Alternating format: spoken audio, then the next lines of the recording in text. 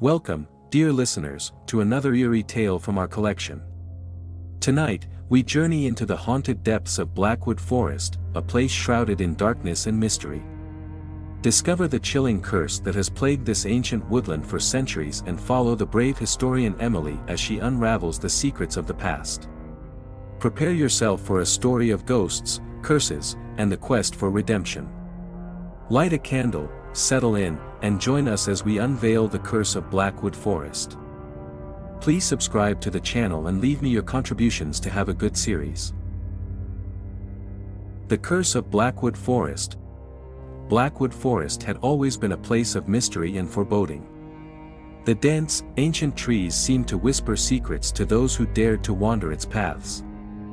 Locals avoided the forest after dark, for it was said to be cursed, a place where the boundary between the living and the dead was perilously thin. The origins of the curse dated back to the 17th century, when a small village, Blackwood Hollow, thrived at the forest's edge. The village was peaceful until one fateful night when a stranger arrived. Clad in black and radiating an aura of dread, he was quickly labeled an outcast. The villagers, wary and superstitious, believed he brought misfortune. One evening, the stranger was accused of witchcraft after a series of misfortunes struck the village. Crops failed, livestock died, and a mysterious illness spread. Fueled by fear, the villagers captured the stranger and executed him in the heart of the forest. As he drew his last breath, he cursed the village, vowing that his spirit would haunt the forest forever. Soon after, Blackwood Hollow was abandoned, its residents fleeing the growing darkness. Over the centuries, the forest reclaimed the village, leaving only ruins and whispers of the past.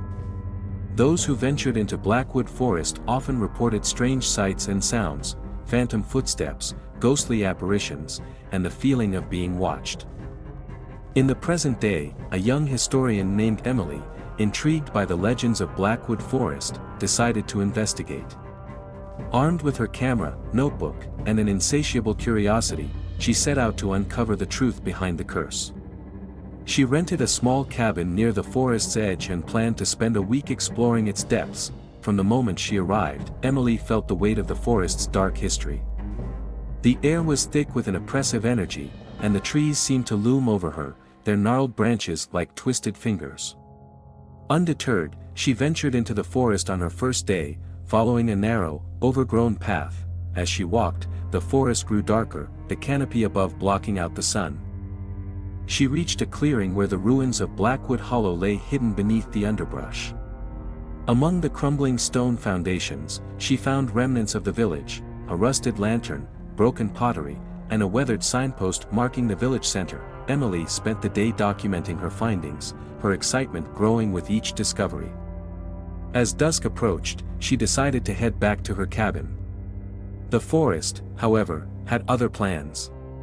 The path she had taken seemed to shift, leading her in circles. Shadows lengthened, and the once familiar trees took on a sinister appearance. Panic began to set in as Emily realized she was lost. She pulled out her flashlight, its beam piercing the darkness but revealing nothing but more trees. Suddenly, she heard footsteps behind her. Whirling around, she saw nothing but the swaying branches. The footsteps continued, growing louder, closer. Her heart pounded in her chest as she quickened her pace, desperately trying to find her way out. As she stumbled through the underbrush, she caught sight of a faint, flickering light ahead.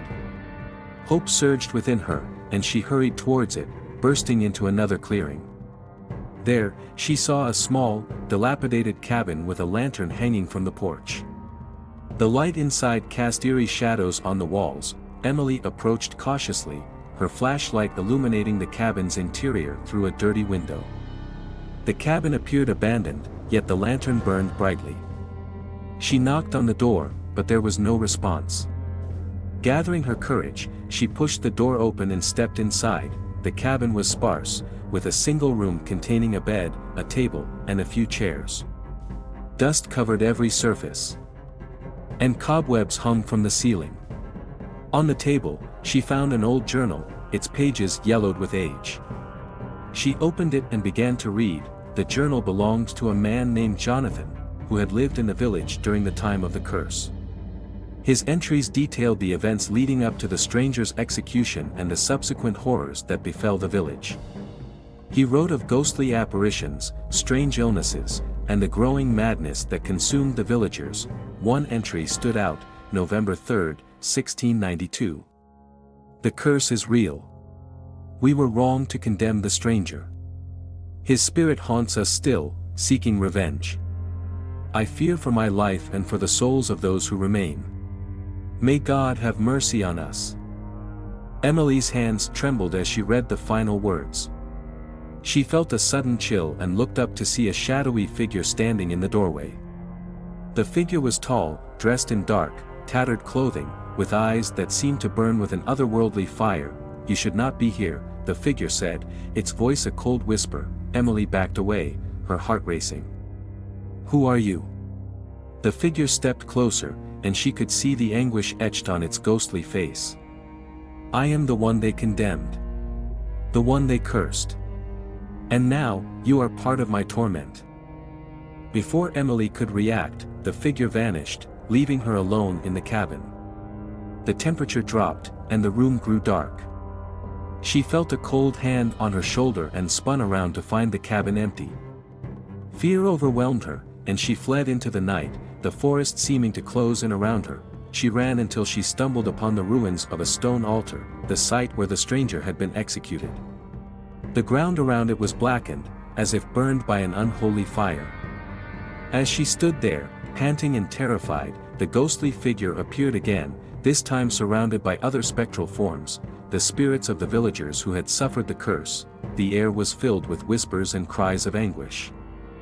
The stranger stepped forward, his eyes locked on Emily's. "Break the curse," he said, his voice filled with desperation. "Set us free." Emily, driven by a mix of fear and determination, realized she had to act. She took the journal from her backpack and read aloud Jonathan's final entry, calling upon the spirits to forgive and find peace. The forest seemed to hold its breath as she spoke the final words. A blinding light enveloped the clearing, and the spirits began to fade, their expressions softening as they found release. The stranger nodded in gratitude before disappearing into the night. The oppressive energy lifted, and the forest felt lighter, as if a great weight had been removed. Exhausted but relieved, Emily made her way back to her cabin, the path now clear and welcoming. She knew she had uncovered a story that would be told for generations, a tale of redemption and the enduring power of forgiveness. From that day on, Blackwood Forest was no longer feared but revered as a place of history and healing. Emily's story became a part of local legend, a reminder that even the darkest curses could be broken with courage and compassion.